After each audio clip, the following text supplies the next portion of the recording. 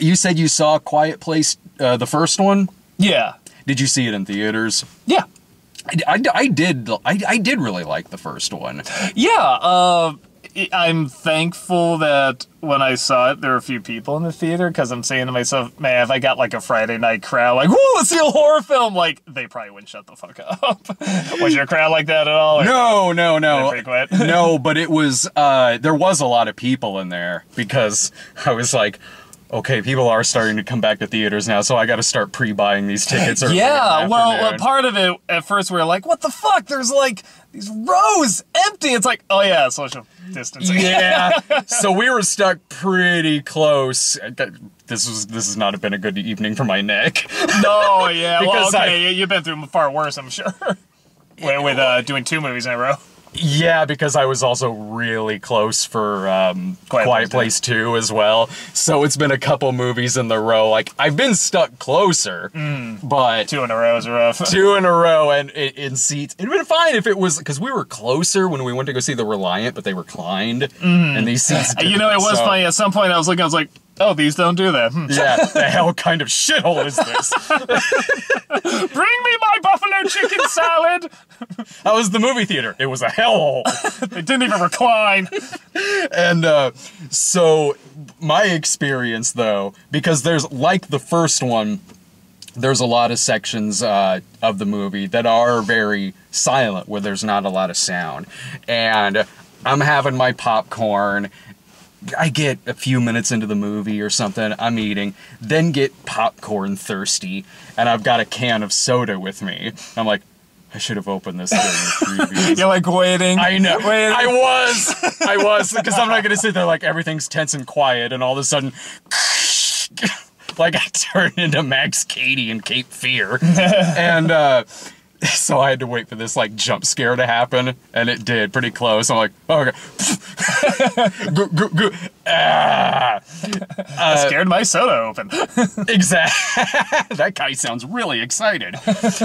So, if you did enjoy the first one, which I did, you'll probably really like this one too, because I enjoy that this is, I mean, yeah, it's a sequel, but feels more like just a direct continuation of it. It picks up right from where the first one leaves off. Now, question, because the first one was made, what, 3 years ago? Something like that? Yeah, I was still living in Springfield. So the, girl then, she must have grown up a little bit, right? I haven't seen the first one since I saw it in theaters, so... I mean, are they doing it, like, right after they leave the place? Yeah, because the baby is still a newborn, and it is. But maybe it was shot, because this movie was supposed to come out, like, a year ago. Yeah, that's true. So maybe it was shot not long after the first. They de-aged her. Maybe, I don't know, because it's been since it came out, so I can't. That was maybe someone who's seen the first one more recently would maybe notice that, but I really didn't. And the movie opens like you think it would if you've seen the trailer, where it opens with the first everything day happening. Yeah, which was funny, because like when I saw Bird Box and it had that opening, I was like, well, this kind of feels like the opening of 2004's Dawn of the Dead. Now I see this in the opening, I'm like, well, that's kind of like Bird Box. Yeah, which Bird Box, even though I know the book was written before, but like as everyone said, was very clearly trying to cash in on A Quiet Place. So it's funny how it comes full circle. But the sequence was good. Like, you can tell where it's like, well, okay, I mean, John Krasinski wrote and directed this, and I guess, like, well, we gotta have some scene with him in it. So they do the opening. I'm sure that's why they did it, but they made it work because... It's the one in the trailer, right? I saw they had, like, this really long shot in the trailer, and, I mean, just watching that shot was pretty suspenseful, honestly. It is. The trailer, yeah. It is. And it also does do things like setting up an important character for the film. Cillian Murphy's character.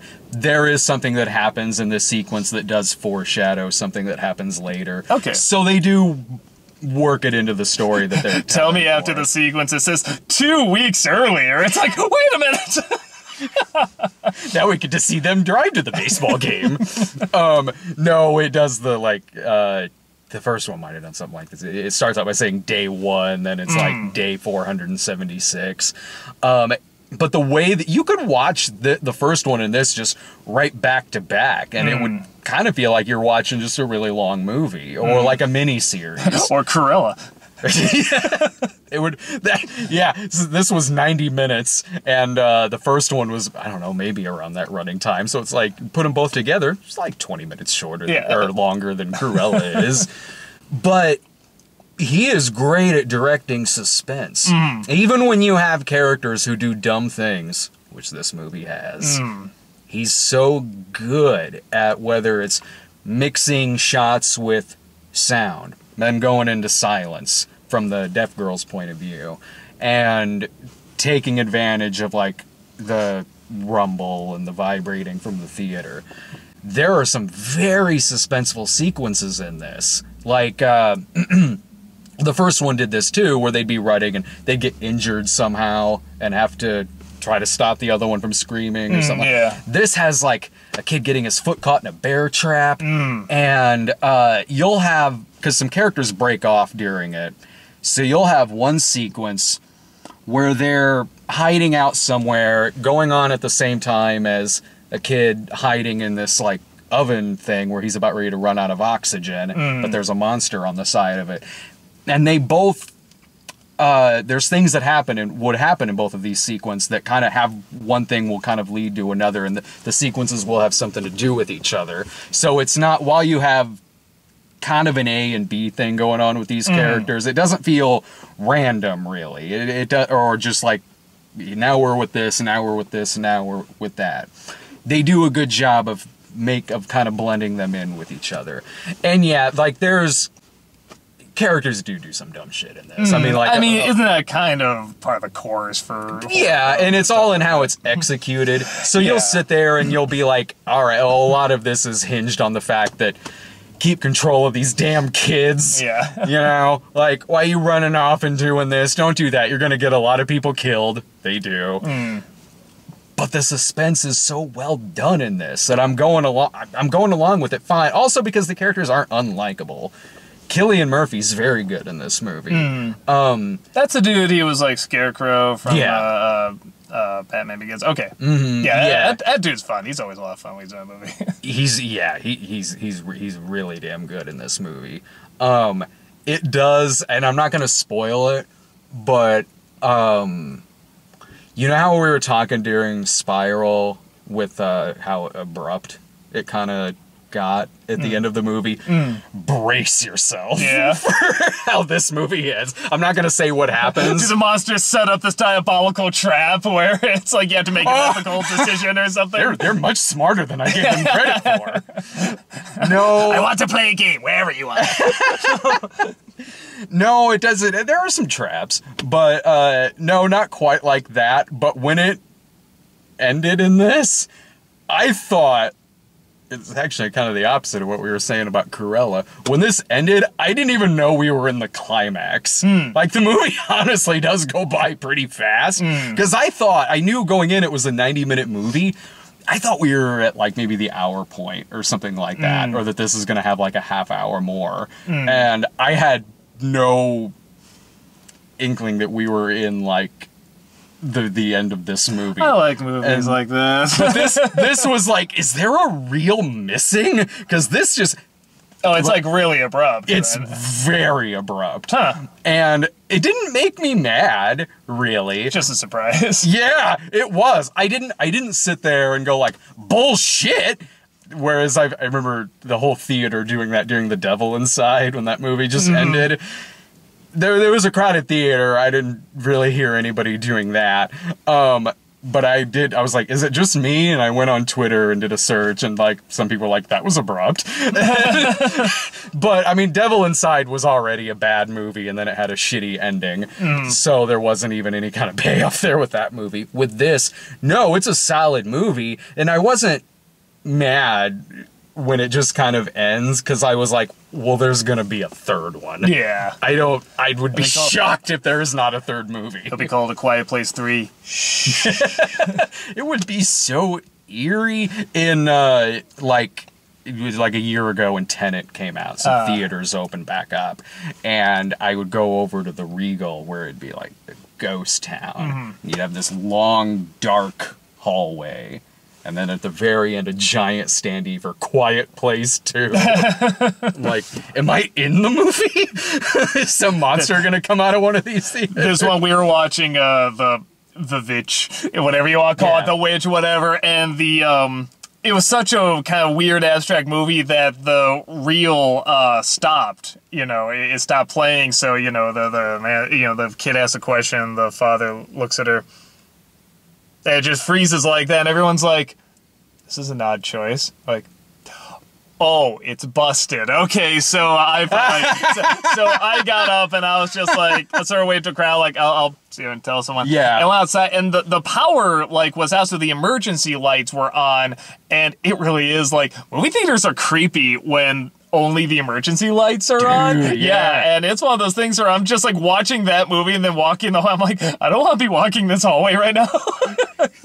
I remember when, this is back when I worked at the video store, and the Asylum knockoff of Cloverfield had come out. It was just called Monster. This is a found footage movie. We have it up on the screens, and the DVD was, like, skipping, but we didn't notice, really. Because the way it's edited and stuff. Yeah, we were like, well, maybe this is just a style they're doing, where it's skipping back to this scene we just saw, and then skips forward a little bit, and then just kind of freezes. It took us longer than I'd care to admit before we noticed that shit. I love it when that happens. No, I recommend, if you like the first one, you'll dig this one, because the amount of suspense is definitely there. The characters are, the cinematography's fantastic in the movie. Would you say it's worth seeing on the big screen? Yeah. I went and seen it in theater and didn't regret seeing, especially if you're with a crowd. There's some good jump scares in the movie, and yeah, if you're wanting to go out and just see this really solid horror flick, especially if you like the first one, then you'll probably like this one. It's a good 90-minute suspense film. It's I don't know how to put it with, like, is it too long or too short or neither? Because it kind of just ends. Yeah. Maybe it's too short. Maybe it's not long enough. I'm not really sure.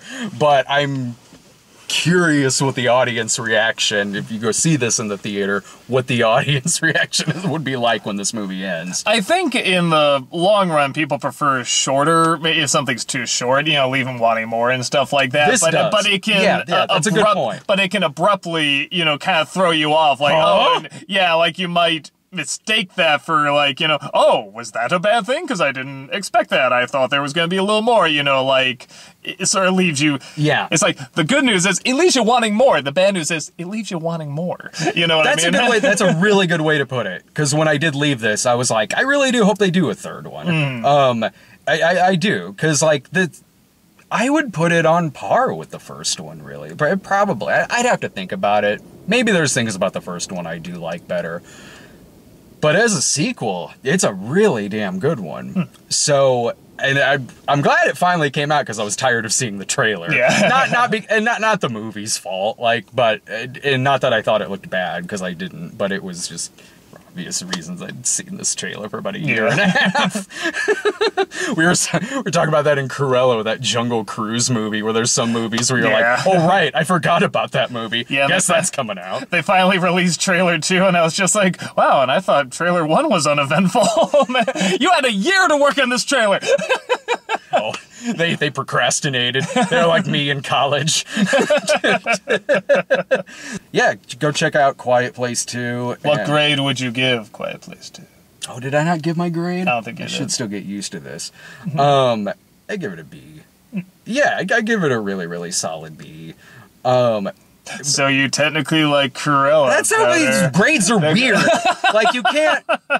I totally understand what Ebert says when he's like, the stars and the thumbs up, thumbs down. Yeah, it's like you got to look at it like just an individual case scenario, where it's like there's things about. There's a lot of things about this movie that are better than Cruella, but there was a lot of things about Cruella that were better than this, and they're both wildly different. Yeah. So it's like, for a live-action Disney movie that's an origin of Cruella, that was a B+. For this, it's like a B. And it's probably not fair. Life's not fair. Exactly. Yeah, that's what they were probably thinking at the opening of this film. Yeah, when monsters are killing the baseball team. Oh, hell, just them trying to push this film. What? We can't release it again? God damn it. Yeah. All right, well, thanks for watching. Later. Take care.